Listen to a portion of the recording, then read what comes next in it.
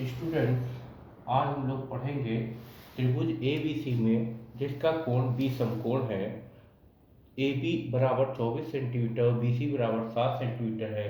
निम्नलिखित का मान ज्ञात करिए। Sign A cos A sign C cos सी।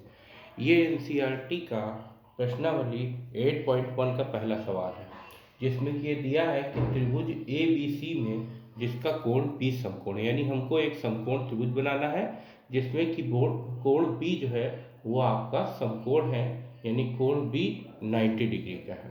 फिर दिया है कि ए बी भुजा की लंबाई 24 सेंटीमीटर, बी सी की लंबाई 7 सेंटीमीटर है। तो निम्नलिखित का मान ज्ञात करिए। नंबर 1 साइन ए और कॉस ए, नंबर 2 साइन सी और कॉस सी। तो सबसे पहले हम एक त्रिभुज बनाते हैं जो कि त्रिभुज समकोण त्रिभुज है। समकोण त्रिभुज में आपको पता है दिया हुआ है कोण बी जो है वो हमारा समकोण है। समकोण का मतलब 90 अंश है। दूसरी बात यहाँ पर दिया है कि ए बी भुजा की लंबाई 24 सेंटीमीटर है, इसलिए ए बी भुजा की लंबाई आपकी हो गई 24 सेंटीमीटर और बी सी भुजा 7 सेंटीमीटर है, तो इसको हमने 7 सेंटीमीटर लिख दिया। अब यहाँ पर समकोण त्रिभुज में दो भुजाएं हमको पता है ए बी और बी सी। अगर किसी भी समकोण त्रिभुज में दो भुजाएं पता है तो पाइथागोरस प्रमेय लगाकर आप तीसरी भुजा निकाल सकते हैं। आपको पता है कि पाइथागोरस प्रमेय कहती है, पाइथागोरस प्रमेय से कि कर्ण का वर्ग शेष दो भुजाओं के वर्गों के योगफल के बराबर होता है। किसी समकोण त्रिभुज में कर्ण पर बना वर्ग शेष दो भुजाओं पर बने वर्गों के योगफल के बराबर होता है। यहाँ कर्ण आपका AC है, AB और BC ये दोनों आधार और लंब है, तो इसलिए AC का जो स्क्वायर होगा वो AB स्क्वायर और BC स्क्वायर के योगफल के बराबर होगा।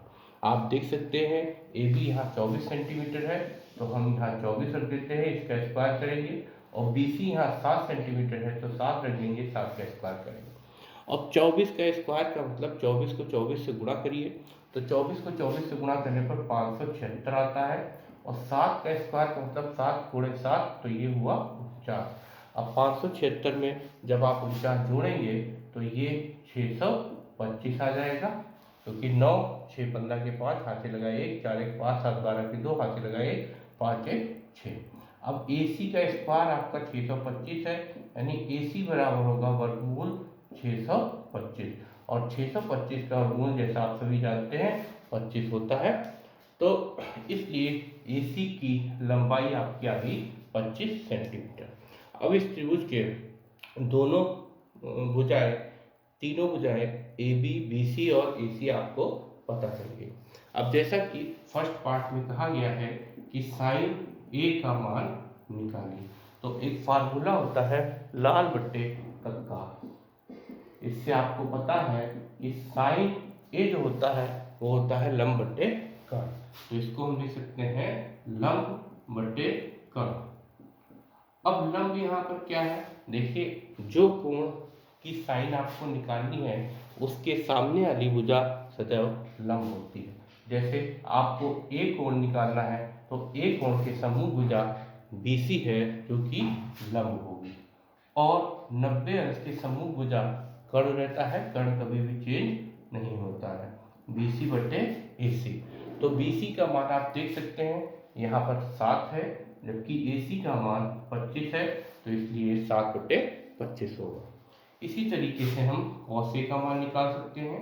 cos A बराबर होता है आधार बटे कर्ण। लाल बटे कक्का से आप देख सकते हैं cos A का मान आधार बटे कर्ण होता है।